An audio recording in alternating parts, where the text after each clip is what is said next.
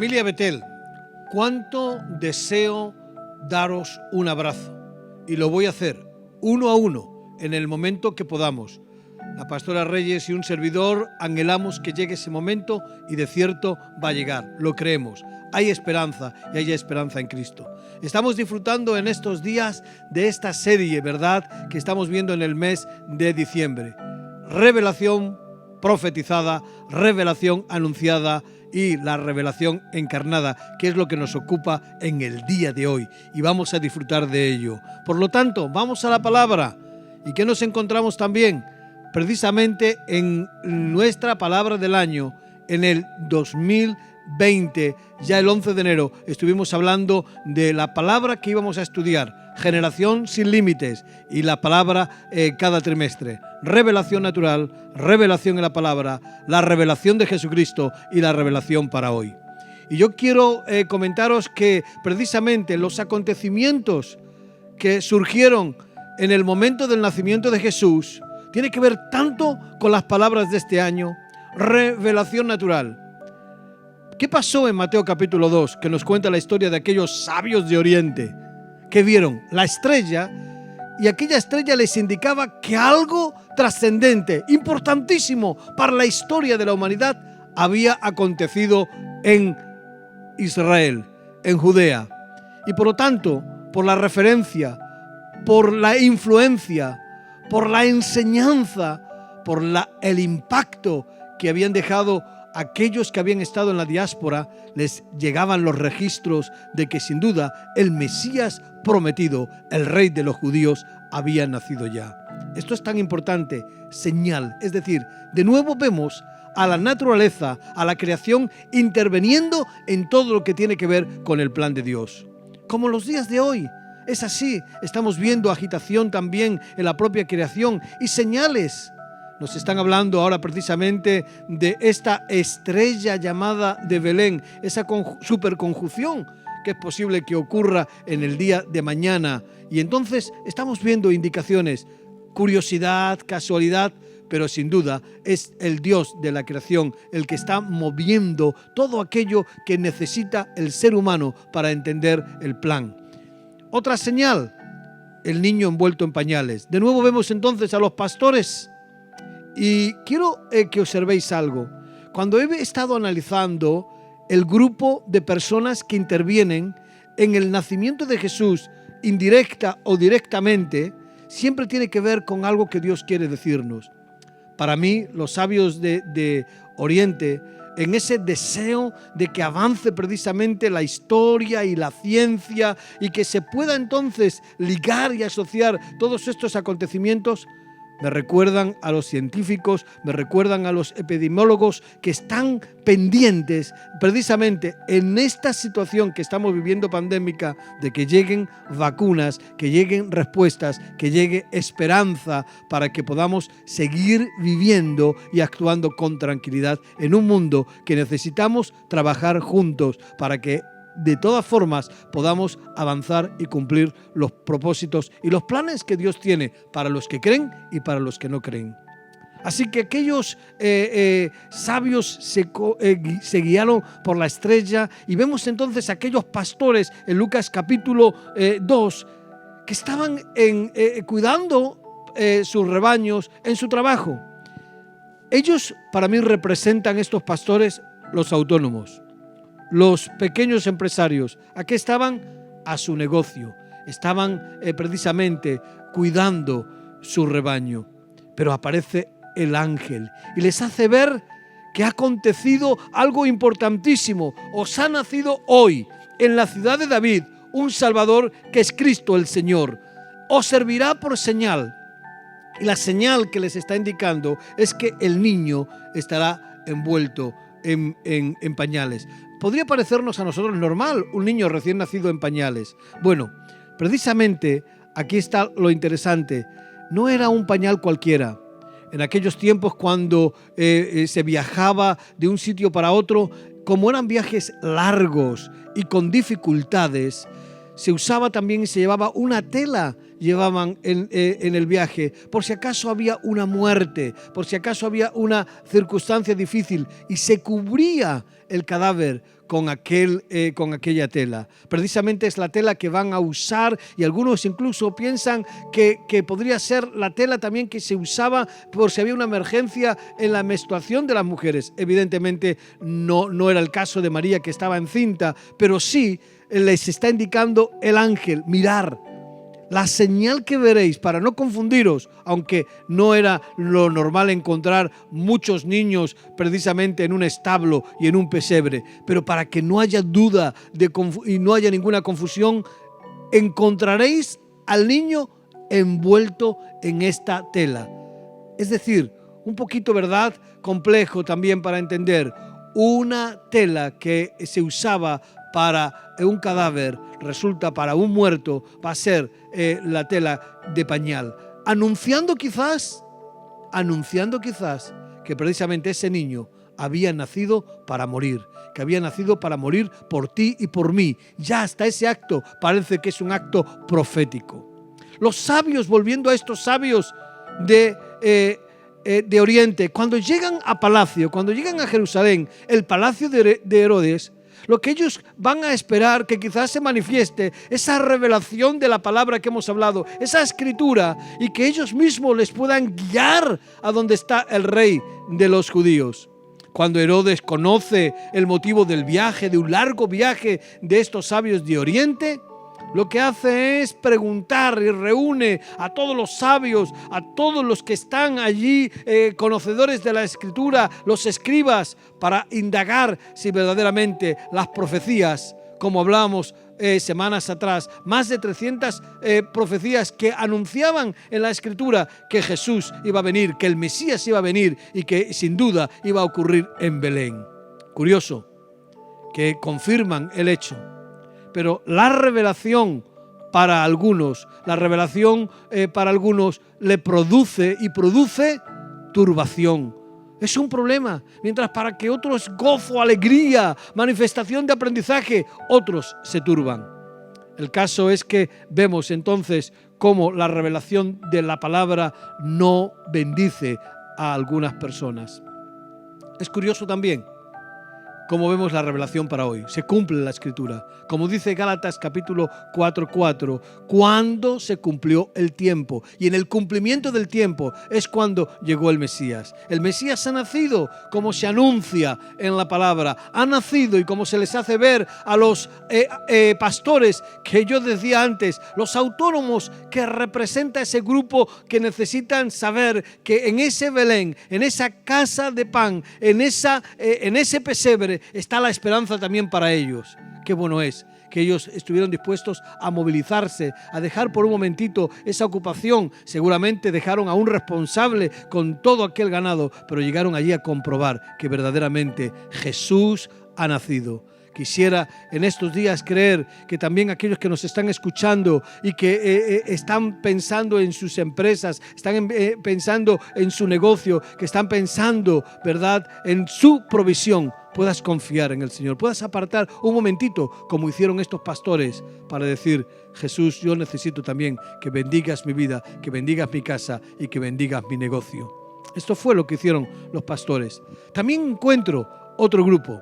Encuentro el grupo de aquellos que no les ha ido mal en la pandemia, que han podido trabajar, que han podido incluso prosperar y que han podido incluso reinventarse, que les ha ido bien. Así ocurrió también precisamente en Belén con aquel mesonero. Es posible que en un momento determinado alguien podría decir: pero yo no sé si realmente hay futuro para mis hijos. Aquellos que han sido papás en este año o que tienen niños pequeños se podrán estar preguntando: ¿pero qué mundo les está esperando a mis hijos? Un día alguien manifestó esto. Más que pensar solamente el mundo que le espera a nuestros hijos, ¿por qué no trabajamos pensando en qué hijos vamos a dejar al mundo? Es decir, trabaja con tus hijos, trabaja con la enseñanza, trabaja con los valores, trabaja con la revelación. Así es lo que ocurre cuando hablamos de estos que están avanzando con los negocios. Resulta que José y María tienen que viajar desde Nazaret hasta Belén, precisamente por este dicto. Decirte algo, cuando hablamos de los tiempos difíciles, alguno podría pensar, qué tiempo, precisamente, qué tiempo me toca vivir, en qué tiempo he nacido. Pues quiero decirte que Dios no escogió un momento más fácil para enviar a su Hijo Jesús. Los tiempos en los que Jesús nació eran muy complejos, eran tiempos complicados. Precisamente Israel estaba bajo el dominio del Imperio Romano. Disfrutaban de una cierta paz romana condicionada por pagos de fuertes tributos. Constantemente, en cuanto había alguna manifestación, alguna revuelta, se movían las legiones romanas para poner orden. Cualquier sedición, cualquier conato de rebelión era cortada precisamente con sangre derramada. Es más, cuando Jesús nace, no tardará muchos años para precisamente erradicar por completo a Israel. Es curioso, ¿verdad?, que es desde el año 70 después de Cristo hasta precisamente el siglo XX no pudo ocupar de nuevo Israel la tierra. Cientos y cientos de años. Esto nos tiene que hacer pensar que precisamente el tiempo en que Jesús nació no era un tiempo fácil. Ya se notaba que quedaba poco tiempo para una gran violencia. Así que Dios no escoge lo fácil. Dios nos hace ver que en momentos duros y difíciles también podemos avanzar. Y así ocurrió José y María llegando hasta Belén. ¿Y qué se encuentra? Un negocio prosperado. El mesón estaba lleno. Pero en medio de tanta ocupación, yo creo que hay un mensaje también para los que están prosperando en este tiempo. No vivas solo ocupado del trabajo.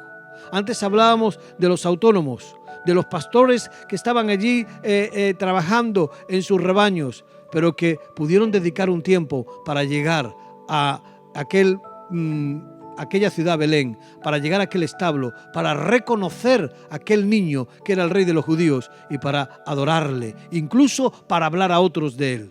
Dice la palabra que se asombraron otros de lo que veían. Dice, y todos los que oyeron se maravillaron de lo que los pastores les decían.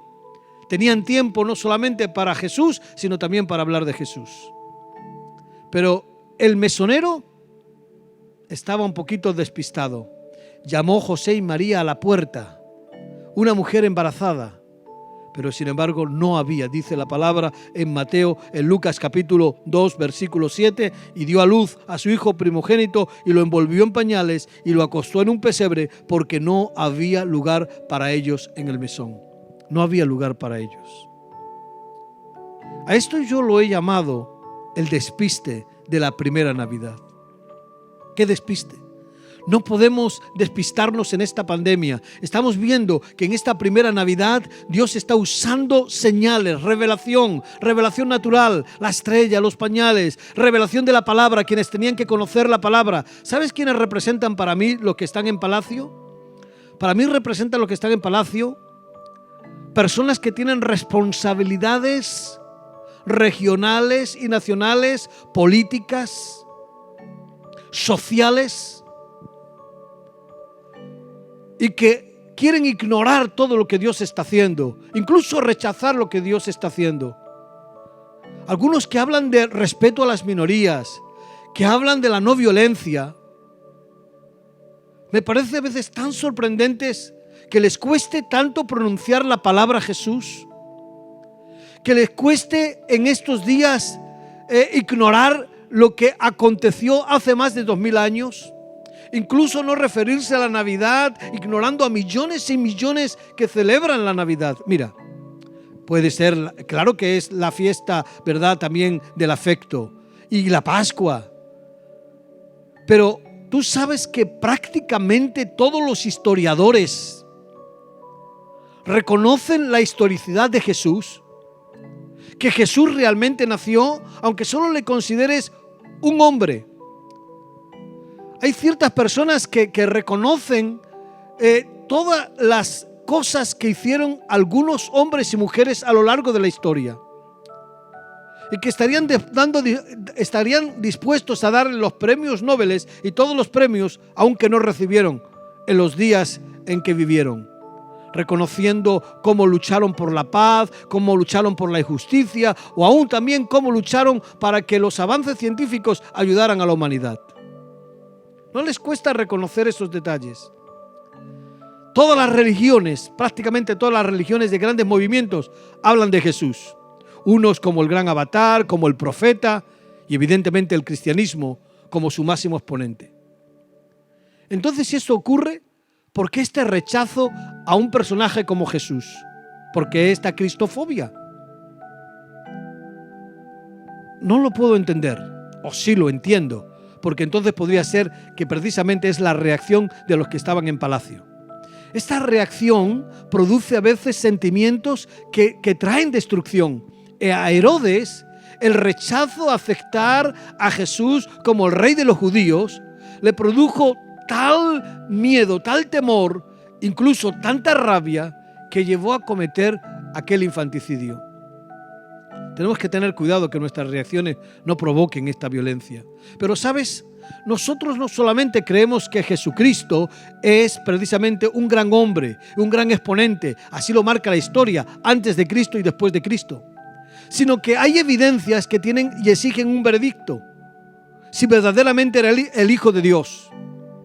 Y muchos de nosotros hemos comprobado por las Escrituras, muchos de nosotros hemos comprobado por la transformación de nuestro corazón que Jesús no solamente es un gran hombre, es el Hijo del Hombre, sino que Jesucristo es el Mesías que había de venir, es Jesús el que murió en la cruz del Calvario, es Jesús el que resucitó, es el Jesús el que da vida y vida en abundancia. Te animo a que no seas tan cristofóbico. Y ya que se habla del respeto a las minorías, que puedas entender también que un gran número de hombres y mujeres que te tienen que respetar, porque yo cuando estoy viendo el Belén, yo a veces veo los Belenes y observo, en el Belén de Jesús caben todos. ¿Sabes lo que pienso? Es que algunas personas, cuando tienen esta reacción acerca de Jesús, no están identificando al Jesús de la Biblia. Posiblemente están cansados de instituciones, de jerarquías y de religión. Y eso podría entenderlo en cuanto a que no te guste, pero no en el rechazo y en el odio. No.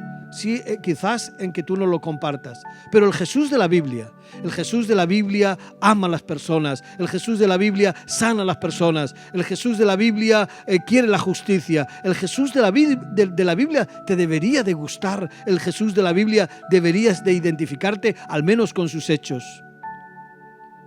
Esta es una gran realidad. El Jesús de la Biblia, en el Belén del Jesús de la Biblia, caben todos. En el Belén de Jesús de la Biblia cabes tú. En el Belén de Jesús de la Biblia, también el ladrón, aquellos ladrones que murieron junto a él, los dos cabían. Había lugar para ellos. En el mesón no había lugar para José y María, pero hay lugar siempre. Jesús acepta a todos, acepta a aquella gente que vive quizás una vida desordenada, pero Él tiene perdón y Él tiene verdaderamente, nos ofrece el arrepentimiento y el reencontrarnos con el Padre.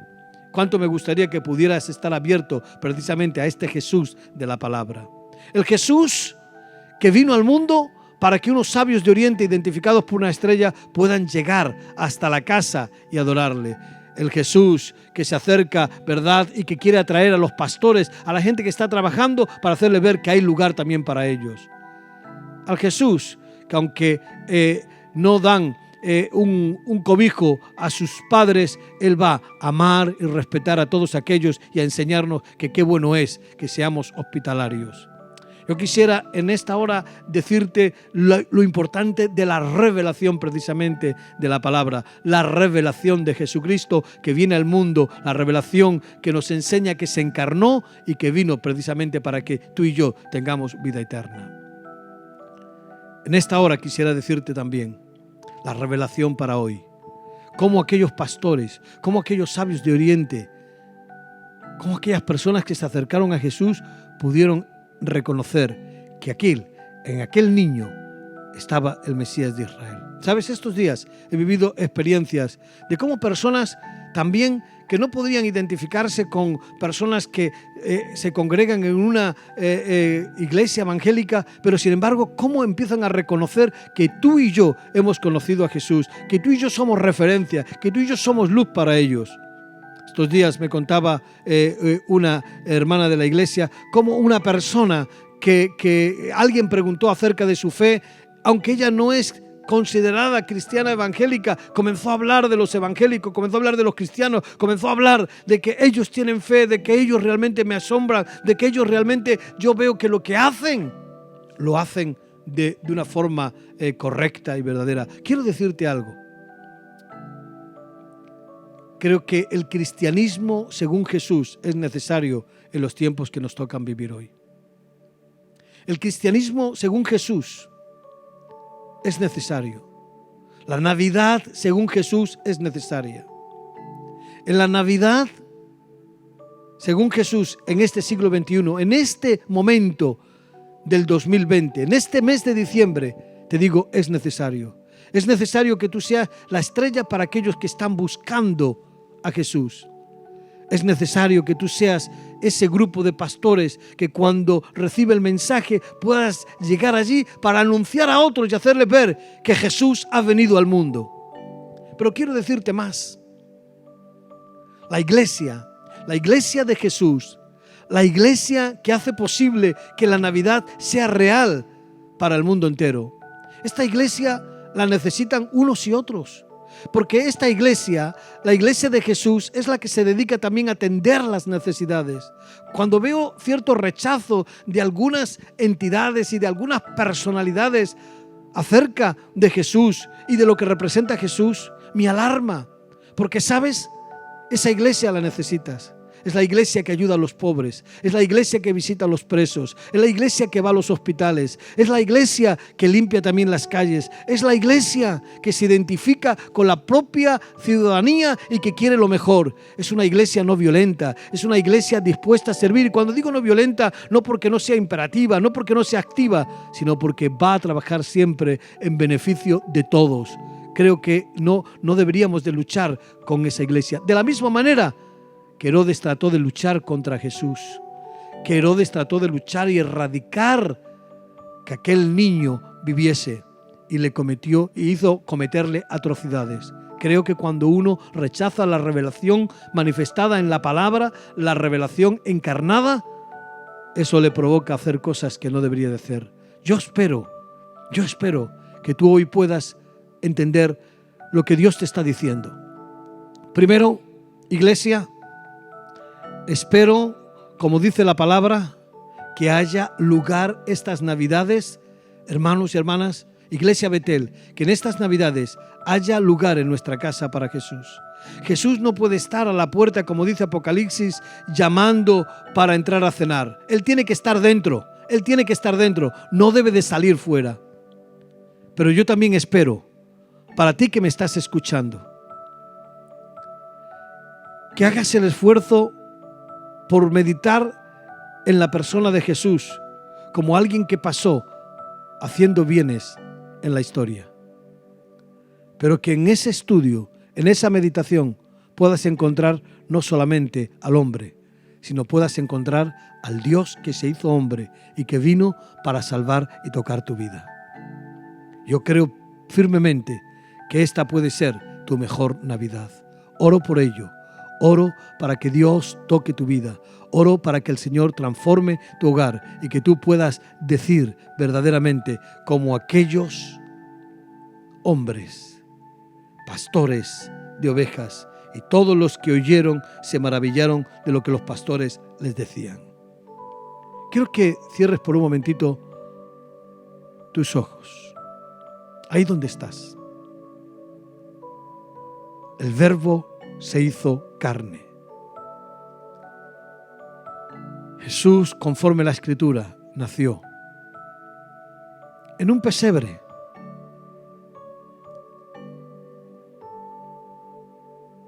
Porque lo importante era nacer. Y porque Él nos hace ver que caben todos. Por eso la Biblia declara que de tal manera amó Dios al mundo, todos. Y que no quiere que ninguno se pierda, sino que todos,